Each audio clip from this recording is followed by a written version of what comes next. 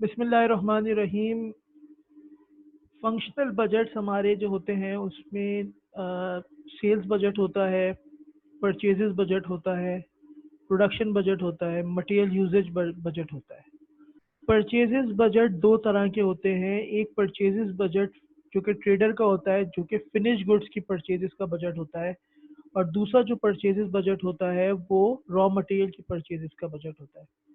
आज हम जो परचेज बजट डिस्कस कर रहे हैं वो फिनिश गुड्स की परचेजेस का बजट है जो कि एक ट्रेडर बनाता है। सवाल देखते हैं और फिर आगे इसको सॉल्व करते हैं। The ABC company expects the following sales by months in units for the first 6 months of next year. जनवरी से अप्रैल तक के आपको यूनिट्स टू बी सोल्ड जो है वो यहाँ पे दिए हुए हैं।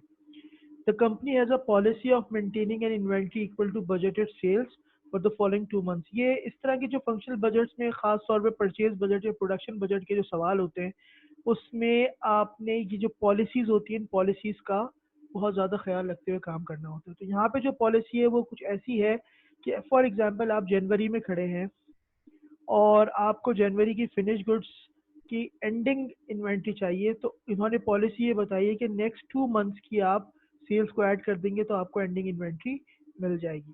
The beginning inventory reflect this policy, और बिगनिंग इन्वेंट्री पर भी यही पॉलिसी अप्लाई हो रही है।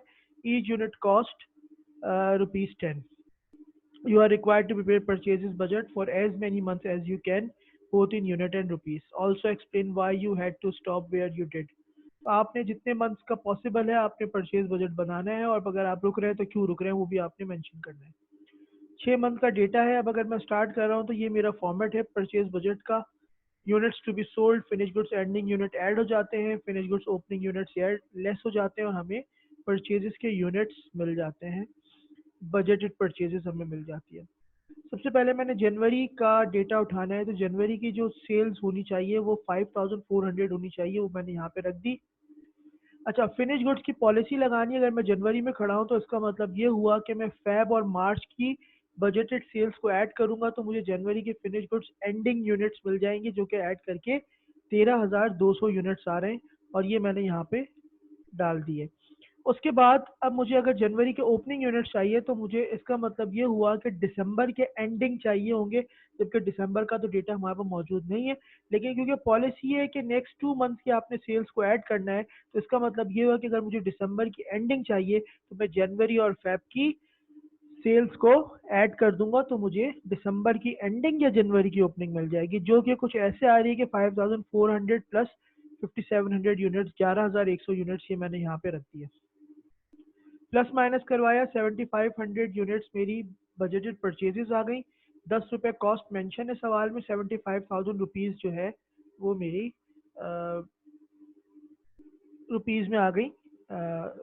यानी मैं 75,000 का सामान जो है फिनिश गुड्स इन्वेंट्री खरीदूंगा। इसी तरह मैंने नेक्स्ट मंथ की फैब की सेल्स उठाई, और अगेन अब मैंने पॉलिसी लगाई इन्वेंट्री की फिनिश गुड्स एंडिंग, तो उसका मतलब है फैब के लिए मार्च और अप्रैल की मैंने ऐड कर दी, वो मैंने यहाँ पोस्ट कर दी। उसके बाद जो फिनिश गुड्स एंडिंग यूनिट जनवरी के थे वो फैब में आके ओपनिंग यूनिट्स बन गए, और इसी तरह प्लस माइनस करके मुझे मेरी यूनिट्स में आ गई, परचेज मिल गई और परचेजेस की कॉस्ट मिल गई। सेम वर्किंग में करता चला गया। मैं फिनिश गुड्स मार्च की भी मैंने इसी तरह निकाल ली और अप्रैल की भी मैंने इसी तरह निकाल ली। अब अप्रैल पे आके मैं रुक गया। वो क्यों रुका? क्योंकि अप्रैल के लिए तो मैं फिनिश गुड्स मई और जून की उठा लूँगा, लेकिन अगर मुझे मई की का बजट बनाना होगा तो मई का बजट बनाने के लिए मुझे जुलाई की सेल्स की भी ज़रूरत पड़ेगी, ताकि मैं एंडिंग यूनिट्स निकाल सकूँ जो मेरे पास जुलाई की सेल्स अवेलेबल नहीं है। अगर मेरे पास अवेलेबल नहीं है तो इसका मतलब है मेरा बजट जो है वो अप्रैल तक आके रुक जाएगा।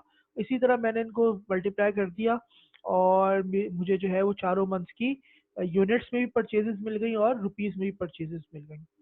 तो आई होप ये क्वेश्चन आपको समझ आया होगा। ये परचेज बजट है, और ये परचेज बजट जो है वो फिनिश गुड्स का परचेज बजट है, और ये परचेज बजट ट्रेडर बनाता है। बहुत बहुत शुक्रिया। अल्लाह हाफ़िज़।